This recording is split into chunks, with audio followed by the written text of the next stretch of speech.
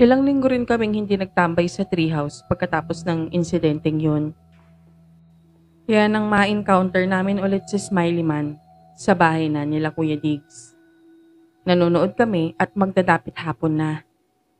May 17 pa nga nun eh.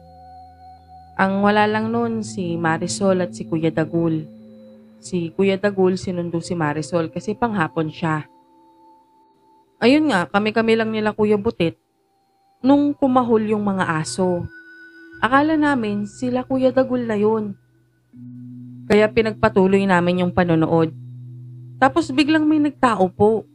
Nagturuan kami kung sinong magsisino sa nasa gate. Tapos ang kinabagsakan, si Ate Unang. Pagbalik niya, nagkakamot siya ng ulo. Tinanong ni Kuya Butit kung bakit. Nagtinginan kaming tatlo nila Kuya Butit at Kuya Diggs nung ipakita niya yung pocketbook. Yung pocketbook na sa panaginip naming pareho nila Kuya, binato ni Ate Negs. Tinanong siya ni Kuya Butit kung sinong nagbigay nun. Tapos ang sagot ni Ate Unang, yung lalaking nakaputi raw. Tapos parang on cue, lumitaw yung lalaki, si Smiley Man. Wala kasing balkon o terrace yung bahay nila Kuya Diggs at nakabukas pa yung pinto. Kaya takot na takot kami nila Kuya Butit habang yung dalawa takang-taka. Si Smiley Man tinanong kung pwedeng pumasok. Sabay kaming tatlo na naghindi. Tapos tumakbo ako sa may kusina. Tinawag ko si Mama. Kahit alam kong wala si Mama nun, panindak lang naman eh. Nakatatlong sigaw ako ng Mama nung lumitaw si Smiley Man sa likod. Parang 1 second wala siya. Tapos pagkakurap ko andun na siya. Sabi ni Smiley Man, papasok lang naman daw siya. Mag-uusap lang naman daw kami. At habang sinasabi niya yun, nakangiti na naman siya. Maya-maya pa hinila ako ni Kuya Diggs at sinara niyang pabalibag yung pinto. Tapos narinig kong sumisigaw si Kuya Butit sa bintana sa harap. Yun pala, ando na sa harap ng gate sila Kuya Dagul. Kitang-kita ko yung pagbuhat ni Kuya Dagul kay Marisol nun tapos sumakay ulit sila ng tricycle. Yun na ata yung pinakamatagal na minuto ng buhay ko. Si Smiley Man, palipat-lipat ang bintana, sa sala, kusina o kwarto. Ang lagi niya ngang sinasabi, papasukin siya. Yung paglipat-lipat niya, hindi siya tumatakbo o lumalakad eh.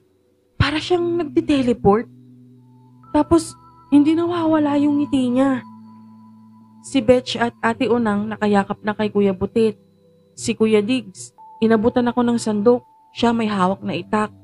Ang puta, anong gagawin ko sa sandok, di ba? Nung nakita yun ni Kuya Butit, bigla rin siyang tumawa. Tapos nag-appear sila ni Kuya Diggs, mga baliw. Hanggang sa dumating na si Tatay. May dala siya nung nilagay niya sa treehouse, yung bulawit. Yung lalaki si Smiley Man tumingin sa kanya, nakangiti pa rin. Pero kaswal na naglakad palabas na ng gate. Hindi niya binuksan tumagos siya. Sama-sama kami sa bahay noon, utos ni Tatay kaya hindi makapalag sila Mama. Yun na yung last na nakita namin si Smiley Man. Pero pagkatapos ng 1 linggo, may namatay kaming kalugar. Pumunta kaming burol noon. Bata pa kasi kaedad ni Betch. Umiiyak yung nanay niya kila Mama. Nilagnat na lang daw kasi bigla yung anak niya. Tapos yung mga nagbibinggo nagchichismisan.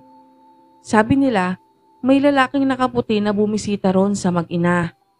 Alam nyo na, chismisan. Akala ata nila yun yung tatay ng bata. Nagtinginan naman kami nila Kuya Diggs pagkarinig nun. Kasi alam namin si Smiley Man yun. Napatanong kami sa mga sarili namin. Pag ba nakapasok o pinapasok namin si Smiley Man, isa ba sa amin ang nakaburol o lahat kami? Tapos nagulat kami nung sumulpot si Tatay sa likod ni Kuya Dagul. Pinauuwi na kami. Tapos, ilang buwan lang ang lumipas. Na bedridden na si Tatay.